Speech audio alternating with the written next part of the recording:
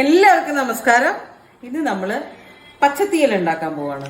കഷ്ണമൊക്കെ തീർന്നിരിക്കുക. കുമ്പളങ്ങ കഷ്ണം, ഒരു മുരിങ്ങക്കായ ഉണ്ടായിരുന്നു, ഒരു തക്കാളി ഉണ്ട്. അപ്പൊ ഇതെല്ലാം കൂടെ ഒരു എളുപ്പത്തിൽ ചെയ്യാവുന്ന ഒരു സാധനമാണ്. അപ്പൊ ദാ കുമ്പളങ്ങ കഷ്ണം,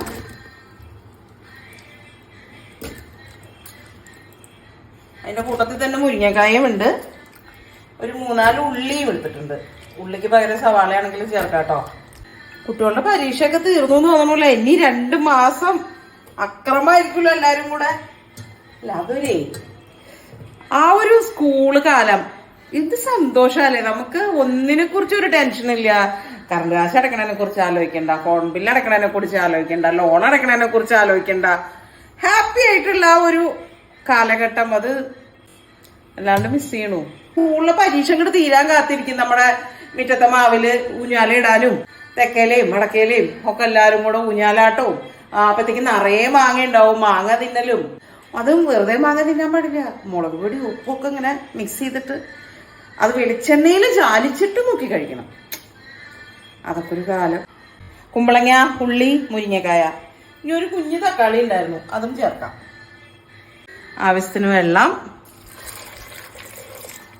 അപ്പൊ കുറച്ച് കറിവേപ്പില വെറുതെ ഇടാം. ഇത് വേവട്ടെ. അപ്പൊ സാധാരണ രീതിയിൽ പച്ചത്തീയൽ ഉണ്ടാക്കുമ്പോ പലരും ഉള്ളി, ജീരകം ഒക്കെ നാളികേരത്തിന്റെ കൂടെ അരച്ചിട്ടാണ് ചെയ്യുക. ജീരകം, ഉള്ളിയൊന്നും ചേർക്കാറില്ല. കാരണം എനിക്കെന്തോ തീയലിന്റെ സ്വാദിന് ജീരകം ചേരൂല എന്നൊരു തോന്നലുള്ളത് കൊണ്ട് ഞാനും അത് നോക്കാറില്ല. അപ്പൊ ദാ മല്ലിപ്പൊടി ഉണ്ട്, മുളക് പൊടി ഉണ്ട്, മഞ്ഞൾപ്പൊടി അവിടെ നമ്മുടെ ഇതിലിരിപ്പുണ്ട്. അപ്പൊ ഇതൊന്ന് ചൂടാക്കി എടുക്കണം. അപ്പൊ ഇതൊന്ന് ചൂടാക്കട്ടെ. പാത്രം ചൂടാവട്ടെ. മല്ലിപ്പൊടി, മുളക് പൊടി, ഒരല്പം മഞ്ഞൾപ്പൊടിയും കൂടെ ചേർക്കാം. ഒന്ന് പതുക്കെ തീ നല്ലപോലെ കുറച്ച് വെച്ചിട്ട് പതുക്കെ ഒന്ന് ചൂടാക്കി എടുക്കാം.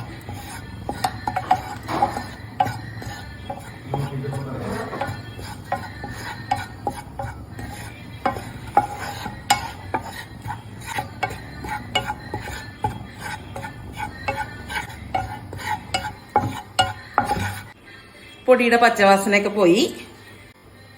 ഇതാ നമുക്കിത്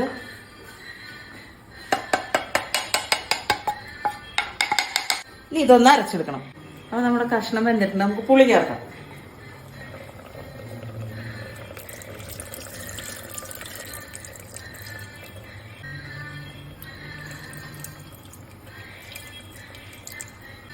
ആവശ്യത്തിനുള്ള ഉപ്പും കൂടെ ചേർക്കാം.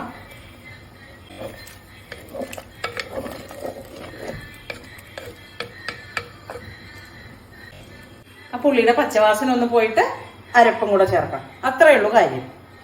ഇതിനിടയിൽ ഒരു കാര്യം കാണിക്കാൻ മറന്നേ, എടുത്തിട്ട് വരട്ടെ കേട്ടോ. ഇത് കണ്ടോ, ഇത് കഴിഞ്ഞ ദിവസം പരിപാടി സ്ഥലത്ത് ചെന്ന് കഴിഞ്ഞപ്പോ രാജ്കുമാർ എന്ന് പറഞ്ഞൊരു അദ്ദേഹം സ്റ്റേജിൽ തന്നതാണ്. ശംഖിന്റെ ഷേപ്പിലുള്ള ഒരു കണ്ണാടി. ഇത് ശരിക്കും പറഞ്ഞാൽ നല്ല ഉപയോഗമായി.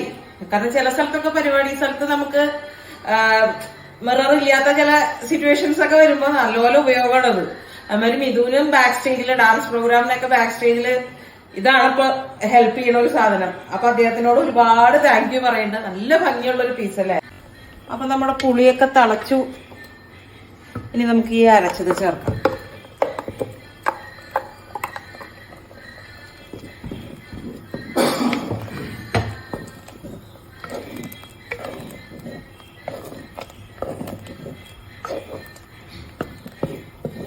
ഒന്ന് മിക്സിയുടെ ജാറ് കഴുകിയും കൂടെ ചേർക്കട്ടെ. അപ്പോഴാണ് അത് കറക്റ്റ് ആവുക.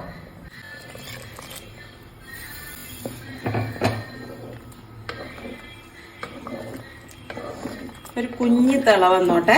കടുവറുത്ത് ചേർക്കാം നമുക്ക്. അപ്പൊ നമ്മുടെ ചട്ടി ചൂടാവാൻ വെച്ചിട്ടുണ്ട്. ഇതാ തിള വന്നോട്ടെ. ഞാൻ ഓഫ് ചെയ്യാണ്. ഇനി നമുക്ക് കടുവറുക്കാം. കടുക്,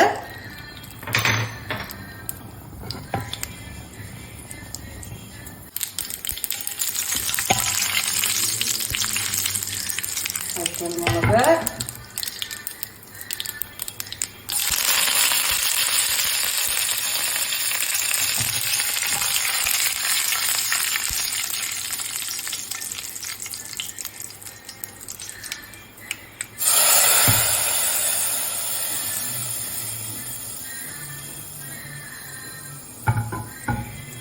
പച്ചത്തീയൽ അവിയൽ റെഡിയായി.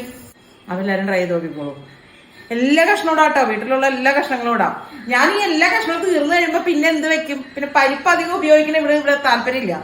വല്ലപ്പോഴും സാമ്പാറിന് മാത്രമേ പരിപ്പ് ഉപയോഗിക്കുള്ളൂ, അല്ലാണ്ട് പരിപ്പ് വെച്ചാൽ ഗ്യാസ് എന്ന് പറയും. പിന്നെ എന്ത് വെക്കുന്ന ആലോചിച്ചപ്പോ തോന്നിയൊരു തോന്നലാണ്. അപ്പൊ എല്ലാവരോടും ഒരുപാട് സ്നേഹം. നാളെ പുതിയ വീഡിയോയിൽ വീണ്ടും കാണാം. നമസ്തേ.